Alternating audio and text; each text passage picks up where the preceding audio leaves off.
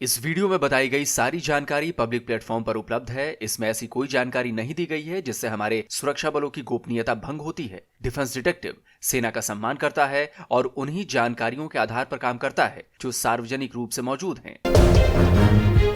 7 साल आप लगा लीजिए डिले हो चुका है, 6 टाइम प्राइस ओवररन हो चुका है, अभी सी वर्दी है, अभी बैटल रेडी डिप्लॉयबल प्लेटफॉर्म नहीं है।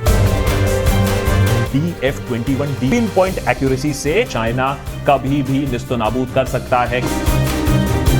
Former chief of defence staff general Bipin Rawat का लेकिन कुछ अलग ही मानना था। उन्होंने ओपनली खुले में बोला था कि हमें एक और एयरक्राफ्ट कैरियर में पैसा नहीं लगाना चाहिए।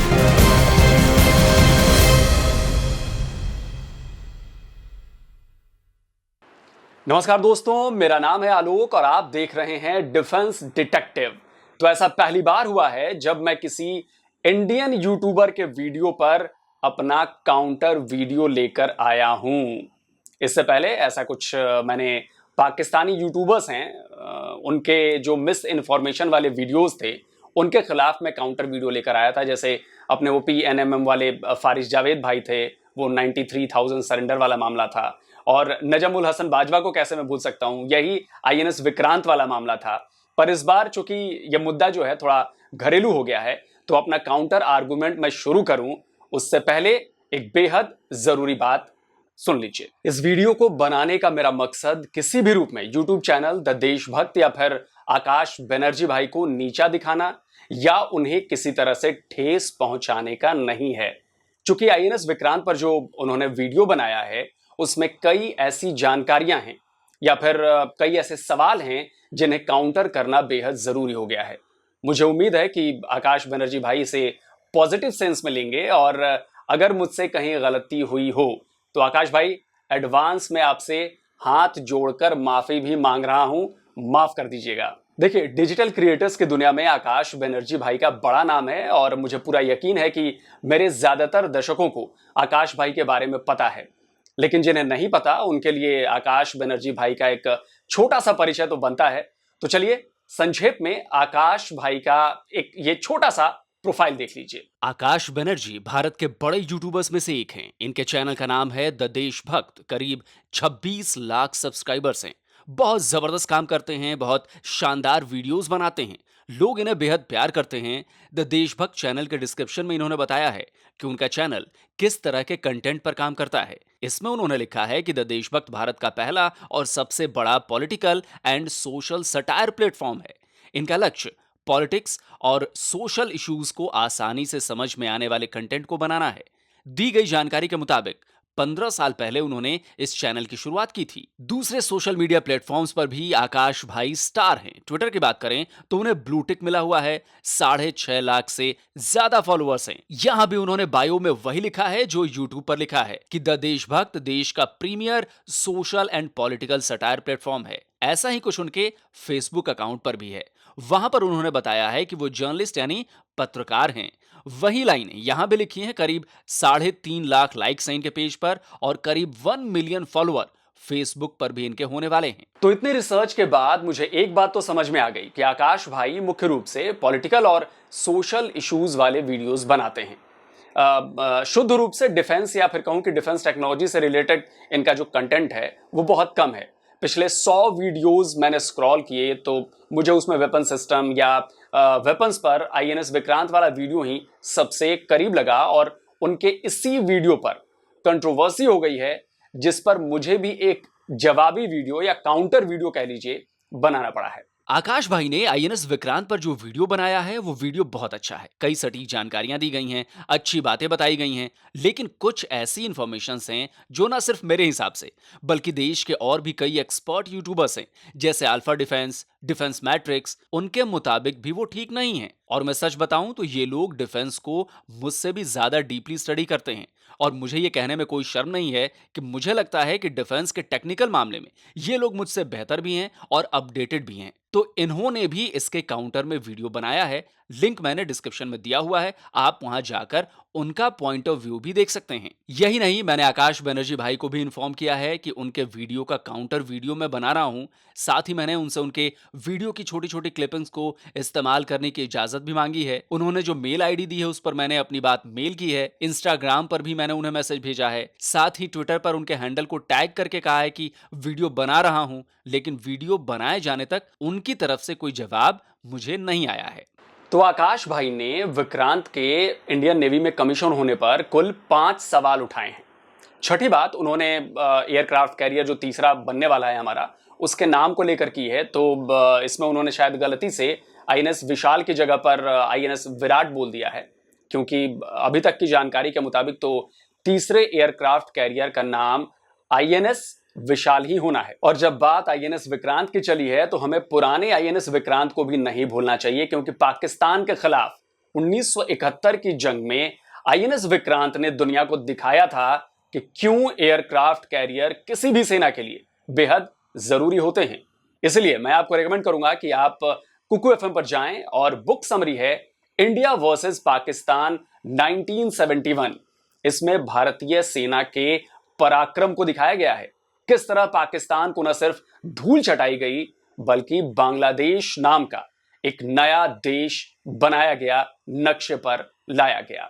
कुकू एफएम ऑडियो लर्निंग का एक बहुत बड़ा प्लेटफॉर्म है, जहां आपको हिंदी, अंग्रेजी और दूसरी रीजनल लैंग्वेजेस में 10,000 से भी ज्यादा ऑडियो शोज की लाइब्रेरी मिलेगी। डिफेंस डिटेक्टिव के दर्शकों के लिए भी कुकू एफएम पर एक्सक्लूसिव ऑफर चल रहा है। अगर आप कूपन कोड DDT50 का इस्तेमाल करेंगे तो आपको 50% तक का डिस्काउंट मिलेगा। यानी कुकू एफएम की सारी लाइब्रेरी की जो कॉस्ट है 399 रुपीज पर ईयर की, वो आपको सिर्फ 199 रुपए में साल भर के लिए मिल जाएगी। ये ऑफर पहले 250 यूजर्स के लिए ही वैलिड है। इसका लिंक आपको नीचे कमेंट और डिस्क्रिप्शन बॉक्स में मिल जाएगा। तो वापस लौटता हूं आईएनएस विक्रांत पर उठ रहे सवालों के टॉपिक पर। तो एक बार फिर से आकाश भाई के उन 5 सवालों को याद दिला देता हूं, फिर एक एक करके इनका मैं काउंटर आपके सामने पेश करूंगा। तो आकाश भाई ने पहला सवाल आईएनएस विक्रांत के निर्माण में लगने वाले समय पर उठाया है, इसमें बहुत देर हो चुकी है। दूसरा सवाल उन्होंने इसकी कीमत पर उठाया है कि कीमत 6 गुना ज्यादा बढ़ गई। तीसरा सवाल उन्होंने इसकी क्षमताओं पर उठाया है कि अभी तो ये कॉम्बैट रेडी है ही नहीं। चौथा सवाल उन्होंने उठाया है कि चीन इसे बेहद आसानी से कभी भी ध्वस्त कर सकता है।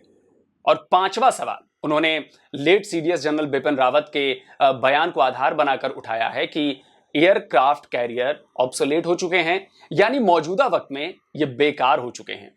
तो चलिए शुरुआत करते हैं आईएनएस विक्रांत को बनाने में हुई देरी और कीमत में 6 गुना की बढ़ोतरी वाले सवाल से। इसमें आकाश भाई ने कहा है कि 7 साल आप लगा लीजिए डिले हो चुका है, 6 गुना कीमत ज्यादा बढ़ चुकी है।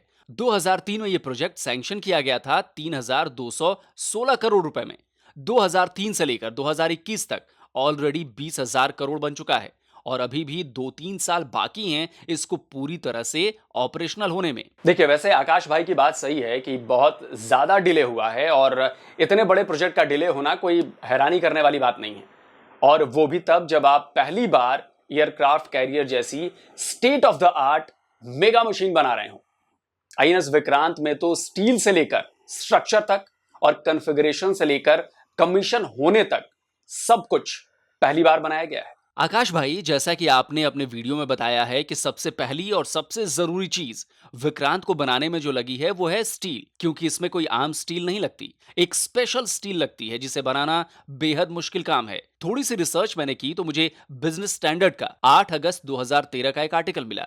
इसे अजय शुक्ला ने लिखा है। अजय शुक्ला देश के जाने माने डिफेंस एक्सपर्ट्स में से एक हैं। भारतीय सेना में कर्नल रह चुके हैं, मिलिट्री टेक्नोलॉजीज और रीजनल सिक्योरिटी इश्यूज के एक्सपर्ट हैं। तो 9 साल पहले लिखे उनके आर्टिकल की हेडिंग ही ये बताने के लिए काफी है कि ये कितनी बड़ी अचीवमेंट थी। आईएनएस विक्रांत को बनाने के लिए Bhilai steel plant, Rourkela steel plant, Durgapur steel plant और बोकारो स्टील प्लांट ने मिलकर 26,000 टन से भी ज्यादा हाई ग्रेड स्टील का उत्पादन किया। तब जाकर आज विक्रांत आपको समंदर पर चहलकदमी करता हुआ नजर आ रहा है। अजय शुक्ला ने इसके बारे में इंडियन नेवी के कोमोडोर सैबल सेन से पूछा। कोमोडोर सेन ने जो कुछ भी बताया उससे आपको पता चल जाएगा कि जितने डिले हुई है वो तो कुछ भी नहीं है अगर हम स्टील के लिए दूसरे देशों पर डिपेंड रहते। कोमोडोर सेन कहते हैं, भारत अपने जंगी जहाजों के निर्माण में लगने वाले स्टील के लिए रूस, पोलैंड और ब्रिटेन पर पूरी तरह निर्भर था। लेकिन इसकी वजह से दो बड़ी प्रॉब्लम्स होती रहीं। वॉरशिप्स का प्रोडक्शन स्टील सप्लायर की वजह से डिले होता था और दूसरा, अलग अलग जगहों से स्टील लेने की वजह से लॉजिस्टिकल प्रॉब्लम्स भी होती थीं। कई बार उन्हें जब मरम्मत के लिए स्टील की जरूरत पड़ती तो पता चलता कि जहां वो बनी थी वो प्लांट तो बंद हो चुका है। इसीलिए साल 1999 में ही डीआरडीओ ने वॉरशिप ग्रेड के स्टील को बनाने पर काम शुरू कर दिया। इसके लिए केमिकल फॉर्मूला रूस ने दिया, जिसे एबीए कहा जाता था। लेकिन फॉर्मूले को मैन्युफैक्चरिंग तक लाना न तो आसान काम था और ना ही उसे चुटकियों में पूरा किया जा सकता था। तो जैसा कि कोमोडोर सेन ने बताया कि फॉर्मूला तो मिल गया, लेकिन उससे हकीकत में स्टील को बना लेना आसान नहीं था। इसीलिए आईएनएस विक्रांत में लगने वाले हजारों टन स्टील को रूस से खरीदने का फैसला किया गया। अब पता नहीं आप में से कितनों को पता है कि रूस ने भले ही स्पेशल स्टील बनाने वाला केमिकल दे दिया था, पर उसने एयरक्राफ्ट कैरियर बनाने वाला स्टील बेचने से इनकार कर दिया था। यानी आईएनएस विक्रांत को बनाने की राह में सबसे पहला और सबसे बड़ा झटका रूस ने ही दिया था।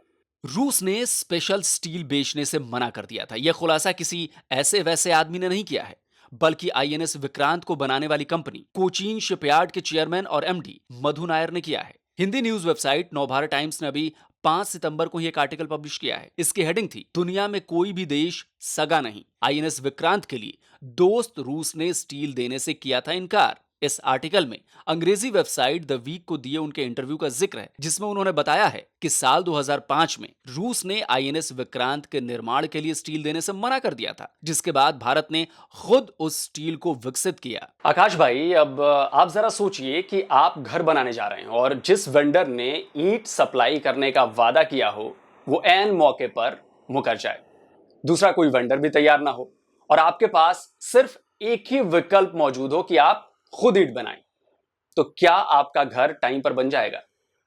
जवाब है नहीं बनेगा। तो आईएनएस विक्रांत के निर्माण में डिले होने की पहली सबसे बड़ी वजह थी स्टील। इसके अलावा भी कई ऐसी चीजें थीं जिन्होंने इस डिले को और ज्यादा बढ़ा दिया। रिसर्च करते वक्त मुझे एविएशन एंड डिफेंस यूनिवर्स.com पर एक और आर्टिकल मिला, जिसमें आईएनएस विक्रांत की बढ़ी हुई कीमत और निर्माण में देरी की वजह बताई गई थी। इस आर्टिकल को लिखा है इंडियन नेवी के retired commodore Ranjit B Roy ने। Commodore Ranjit B Rai INS Vikrant पर एयरक्राफ्ट कंट्रोलर्स को ट्रेनिंग दे चुके हैं और नेवी के लिए सी हैरियर और फ्यूचर एयरक्राफ्ट कैरियर्स की स्टडी में शामिल रहे हैं। तो जाहिर सी बात है, इनकी बातें ज्यादा ऑथेंटिक होंगी। कोमोडोर रंजीत राय ने बताया है कि विक्रांत साल 2016 में ही सर्विस में आ जाता, लेकिन इंटरनल रीडिजाइनिंग, इक्विपमेंट्स की सिलेक्शन, फाइनेंशियल क्वेरीज, नेवी के द्वारा डिजाइन में बदलाव डिले की बड़ी वजह हैं। इसके अलावा जब इसके जनरेटर्स लाए जा रहे थे तब खापोली के पास एक्सीडेंट हो गया, जिससे ये कोचीन वक्त पर नहीं पहुंच पाए। इसकी वजह से भी देरी हुई। साथ ही इसमें एक और बड़ा इंटरनल बदलाव भी बाद में किया गया, जिसमें महिला ऑफिसर्स के रहने के लिए दोबारा से एकोमोडेशन का स्ट्रक्चर बदला गया। यानी डिले की दूसरी बड़ी वजह इसमें हुए बदलाव रहे। इन बदलावों से आईएनएस विक्रांत अभी गुजर ही रहा था कि साल 2019 में कोरोना का अटैक हो गया। दुनिया भर कोरोना से पीड़ित हो गई। नतीजा, काम करीब करीब बंद हो गया। 2 साल तक काम इससे बुरी तरह प्रभावित रहा, लेकिन प्रोडक्शन पर तो असर था ही नहीं। जो उपकरण विदेशों से लिए गए थे, जिन्हें विदेशों से खरीदा गया था आईएनएस विक्रांत में लगाने के लिए, वो भी वक्त से नहीं मिले।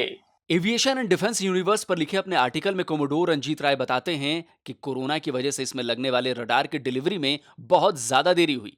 इसमें इस्तेमाल होने वाले लिफ्ट्स की डिलीवरी में देरी हुई, जिसने निर्माण को और ज्यादा डिले किया। इस बात की पुष्टि कोचीन शिपयार्ड लिमिटेड के अतिरिक्त महाप्रबंधक के प्रदीप ने भी की है। नवभारत टाइम्स पर छपी खबर के मुताबिक के प्रदीप ने बताया कि साल 2007 में तय कर लिया गया था कि साल 2020 में आईएनएस विक्रांत की डिलीवरी कर दी जाएगी, पर कोविड महामारी ने इस डेडलाइन को 2 साल बढ़ा दिया। नतीजा, साल 2022 में जाकर आईएनएस विक्रांत नेवी में कमीशन हो पाया है। आकाश भाई, भारत पहली बार एयरक्राफ्ट कैरियर बना रहा था। वो देश जिसके पास इन्हें बनाने का अच्छा खासा अनुभव है, उन्हें भी देरी हुई है, क्योंकि ये प्रोजेक्ट ही ऐसा है, समंदर में चलता फिरता शहर बनाना, जिसकी अपनी बिजली हो, जिसमें सैकड़ों लोगों के रहने का, खाने का, अपनी जिंदगी महीनों तक समंदर में गुजारने का इंतजाम हो।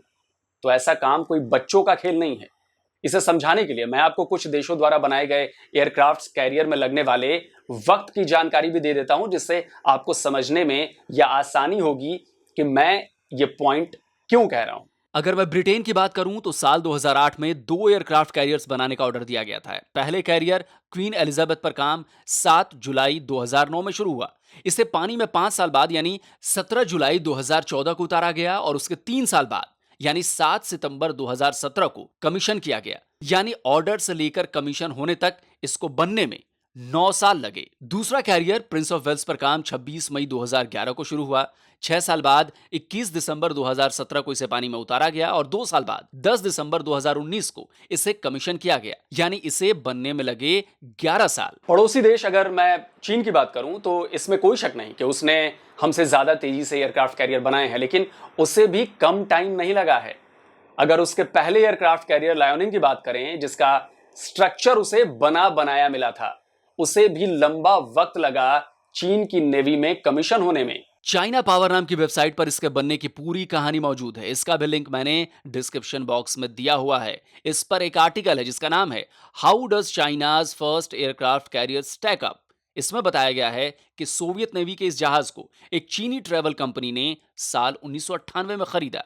3 साल बाद यानी 2001 में यूक्रेन से उसे टो करके चीन लाया गया। सोवियत संघ में इसे बनाने का काम 1982 में शुरू हुआ था। साल 1985 में इसे लॉन्च किया गया था, पर साल 1992 में इसके कंस्ट्रक्शन पर रोक लगा दी गई थी। सोवियत संघ के टूटने के बाद यूक्रेन ने इसे चीन को बेच दिया था, लेकिन तब तक ये क्लियर नहीं हुआ था कि चीन एयरक्राफ्ट कैरियर बना रहा है। साल 2011 में जाकर इस बात का खुलासा हुआ कि चीन अपना पहला एयरक्राफ्ट कैरियर बनाने के बेहद करीब पहुंच चुका है। British news website the guardian ने चीन के इस सीक्रेट एयरक्राफ्ट कैरियर को लेकर खबर छापी थी। यह रिपोर्ट जोनाथन वाट्स की थी, जो द गार्डियन में 8 जून 2011 को पब्लिश की गई थी, जिसके हेडिंग में लिखा था कि चीन ने कबूल कर लिया है कि उसका सीक्रेट एयरक्राफ्ट कैरियर लॉन्च होने के बेहद करीब है।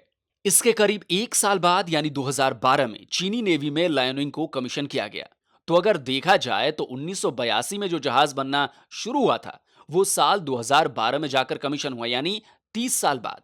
ये जो तस्वीर आप देख रहे हैं, ये तब की है जब यूक्रेन से उसे टो करके लाया जा रहा था। इसमें आप साफ देख पा रहे होंगे कि स्ट्रक्चर एकदम तैयार था, तब भी चीन को 11 साल लग गए इसे अपनी नेवी में कमीशन करने में, जिसे अब लायोनिंग के नाम से जाना जाता है। जबकि भारत के पहले स्वदेशी एयरक्राफ्ट कैरियर आईएनएस विक्रांत को बनाने की शुरुआत पेपर पर डिजाइन लेवल से की गई। इंडियन नेवी के पूर्व कमांडर आलोक माथुर के मुताबिक रफली इसके डिजाइन को बनाने में ही 50,000 से भी ज्यादा फाइनल ड्राइंग्स बनाई गई थी। आकाश भाई, इसीलिए आईएनएस विक्रांत में जिस डिले को आप एक नेगेटिव पॉइंट की तरह पेश कर रहे हैं ना, उसे मैं बेहद पॉजिटिव मानता हूं, क्योंकि इतनी परेशानियां, इतनी बाधाएं आई रास्ते में, इतनी दिक्कतें आई, पर इसके बावजूद हमारे साइंटिस्ट, इंजीनियर्स और दूसरे सैकड़ों लोगों की मेहनत ने भारत को दुनिया में छठा देश बना दिया है जिनके पास एयरक्राफ्ट कैरियर बनाने की महारत हासिल है। और इसीलिए मैं इसे नेगेटिव नहीं मानता। आईएनएस विक्रांत के लिए ऑर्डर साल 2004 में दिया गया था। कई सारी मुश्किलों का सामना करते हुए, जिसमें स्टील वाली सबसे बड़ी परेशानी थी, काम 5 साल बाद 28 फरवरी 2009 में शुरू हो पाया। 4 साल बाद ही इसे 12 अगस्त 2013 को समंदर में उतार दिया गया था और करीब 9 साल बाद 2 सितंबर 2022 में इसे नेवी में कमीशन किया गया है। यानी ऑर्डर देने से लेकर डिलीवरी तक इसमें 18 साल का लंबा वक्त लगा, और अगर बनाने की बात करें तो इसमें 13 साल का वक्त लगा। कोमोडोर रंजीत राय के मुताबिक एयरक्राफ्ट कैरियर को पहली बार बनाना बहुत बड़ी चुनौती है और इसमें टाइम लगता ही है। उन्होंने फ्रेंच नेवी के एयरक्राफ्ट कैरियर का भी जिक्र किया है, जिसमें कमीशन करने के बाद भी प्रॉब्लम्स आई, जबकि फ्रांस के पास एयरक्राफ्ट कैरियर बनाने का अच्छा खासा अनुभव है। यही नहीं, अभी ब्रिटेन के एयरक्राफ्ट कैरियर में भी दिक्कत आ गई। सीएनएन की यह रिपोर्ट इसी 29 अगस्त की है। मैकेनिकल इशू के चलते उसे रुकना पड़ा। एचएमएस प्रिंस ऑफ वेल्स निकला था अमेरिका जाने के लिए, लेकिन जैसे ही डिपार्चर हुआ, थोड़ी ही देर बाद उसमें तकनीकी दिक्कत हो गई और उसे रुकना पड़ा। इस खबर को दिखाने का मेरा मतलब यह है कि जब अनुभवी देशों को भी दिक्कत हो सकती है, तो भारत के साथ क्यों नहीं, वो भी तब जब हम पहली बार एयरक्राफ्ट कैरियर बना रहे हैं। इसीलिए आकाश भाई, जब एयरक्राफ्ट कैरियर बनाने में अनुभवी फ्रांस और ब्रिटेन को दिक्कतें हो सकती हैं, तो इसमें कोई हैरानी की बात नहीं होनी चाहिए कि भारत के पहले एयरक्राफ्ट कैरियर प्रोजेक्ट में अनुभव की कमी से डिले हो सकता है, क्योंकि हमारे पास जिस कैरियर को सिर्फ ऑपरेट करने का अनुभव था, उसे हम बना रहे थे। इसीलिए डिले को जिस तरह आपने बहुत बड़ी कमजोरी के तौर पर पेश किया है, मैं उससे सहमत नहीं हूं। भले ही देर हुई, भले ही बहुत ज्यादा डिले हुआ, लेकिन आईएनएस विक्रांत को बनाकर भारत ने पूरी दुनिया को दिखाया है कि हम में कितनी क्षमता है। अब आते हैं आपके दूसरे सवाल पर कि इसकी कीमत 6 गुना ज्यादा कैसे बढ़ गई। आकाश भाई, आपकी बात बिल्कुल सही है कि कीमत 6 गुना बढ़ गई, लेकिन आप इसे नेगेटिव तौर पर पेश मत कीजिए। जितना बड़ा प्रोजेक्ट था, जिस तरह से संकटों का सामना करना पड़ा, उससे कीमत तो बढ़नी ही थी। मैं आपसे क्यों कह रहा हूं कि इसे नेगेटिव सेंस में मत लीजिए, क्योंकि एक तरह से आईएनएस विक्रांत का प्रोजेक्ट एयरक्राफ्ट कैरियर्स बनाने की तकनीक डेवलप करने में इन्वेस्टमेंट की तरह है। और ये बात आप भी जानते हैं कि जब किसी प्रोडक्ट को बनाने के लिए खुद ही डेवलपमेंट की जाती है, आर&डी खुद ही किया जाता है, तो उसमें खर्च ज्यादा होता है, वक्त भी ज्यादा लगता है।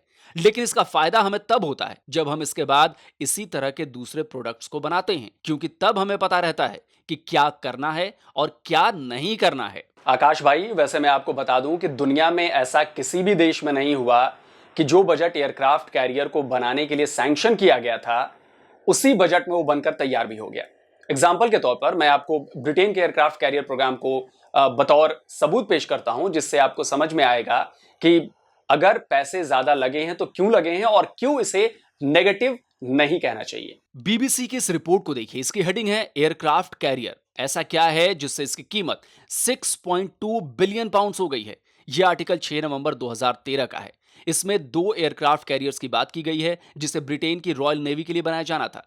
उसकी कीमत 6.2 बिलियन पाउंड हो गई, जो ओरिजिनल एस्टीमेट से करीब 2 बिलियन पाउंड्स ज्यादा था। ये एयरक्राफ्ट कैरियर हैं एचएमएस क्वीन एलिजाबेथ और HMS Prince of Wales. Britain के मिनिस्ट्री ऑफ डिफेंस के मुताबिक इसको बनाने में लगने वाली कीमत बढ़कर साल 2013 में 6.2 बिलियन पाउंड्स हो गई है, जबकि साल 2008 में जब इसका ऑर्डर दिया गया था तब इसकी कीमत 3.9 बिलियन पाउंड्स थी। साल 2010 में इसकी कीमत बढ़कर करीब 5.2 बिलियन पाउंड्स हुई थी। रिपोर्ट्स के मुताबिक कीमत बढ़ने की वजह महंगाई और वैट थी। अब आप सोचिए और समझिए कि आईएनएस विक्रांत को बनाने का खर्चा अगर बढ़ा तो ये स्वाभाविक है। इसमें किसी साजिश के तहत नहीं बढ़ाया गया इसे, और ऐसा भी नहीं है कि कोचीन शिपयार्ड को या सरकार को इस बात का अंदाजा नहीं था कि आईएनएस विक्रांत का जो ये प्रोजेक्ट बन रहा है, जो मेगा प्रोजेक्ट बन रहा है, वो न सिर्फ डिले हो रहा है बल्कि इस मेगा प्रोजेक्ट की लागत भी बढ़ रही है। ये पहले से पता था। नवभारत टाइम्स की खबर के मुताबिक कोचीन शिपयार्ड के अतिरिक्त महाप्रबंधक के प्रदीप ने बताया था कि मोदी सरकार के गठन के बाद साल 2014 में तत्कालीन रक्षा मंत्री अरुण जेटली की उस वक्त के navy chief admiral R K. Dhawan से एक मीटिंग हुई थी। इसमें अरुण जेटली ने उनसे विक्रांत के निर्माण के बारे में पूछा था। नेवी चीफ की तरफ से एक प्रेजेंटेशन दी गई, जिसे देखने के बाद रक्षा मंत्री जेटली ने पूछा था कि मुझे बताओ चीफ, समय और लागत को लेकर दूसरे देशों का प्रदर्शन कैसा है। नेवी चीफ एडमिरल धवन ने बताया था कि उन्हें 10 साल लगे। जेटली ने पूछा कि भारत कितना समय ले रहा है, तो नेवी चीफ ने कहा कि करीब 13 साल। फिर उन्होंने दूसरे देशों द्वारा इसी तरह के एयरक्राफ्ट कैरियर्स को बनाने में लगने वाली लागत के बारे में पूछा, तो नेवी चीफ ने कहा $5.5 अरब। जेटली ने पूछा हमारे कितने पैसे लग रहे हैं, तो उन्होंने जवाब दिया $3 अरब।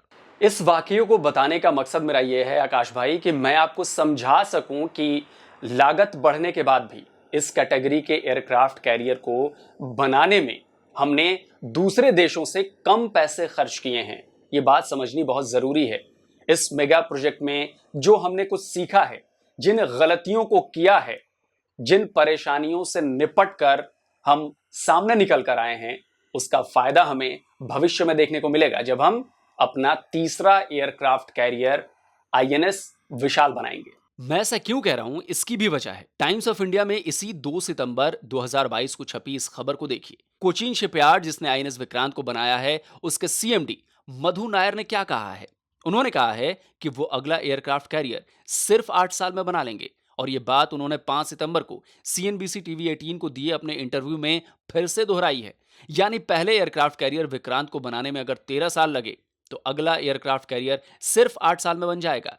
आकाश भाई, ये सिर्फ बयान नहीं है, उनका अनुभव है, उनका भरोसा है, जो कुछ उन्होंने आईएनएस विक्रांत के प्रोजेक्ट में सीखा है, महसूस किया है। और मेरा मानना है कि भले ही आईएनएस विक्रांत को तैयार होने में देर हुई, भले ही उस पर तय लागत से ज्यादा पैसे खर्च हुए, लेकिन ये स्वदेशी है। इसमें हमारे देश के साइंटिस्ट, इंजीनियर्स और हजारों लोगों का भरोसा जुड़ा है, और सही मायने में हम आत्मनिर्भर हुए हैं। इसीलिए आत्मनिर्भरता के आगे कोई भी देरी, कोई भी लागत मायने नहीं रखती।